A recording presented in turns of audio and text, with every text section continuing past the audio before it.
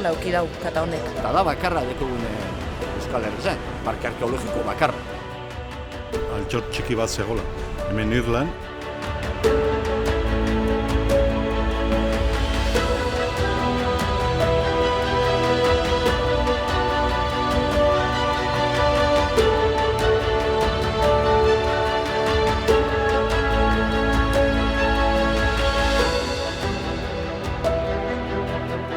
Beste modu batera hasi nintzen islia ikusten. Ez nekizan hemen ze balizio egoan.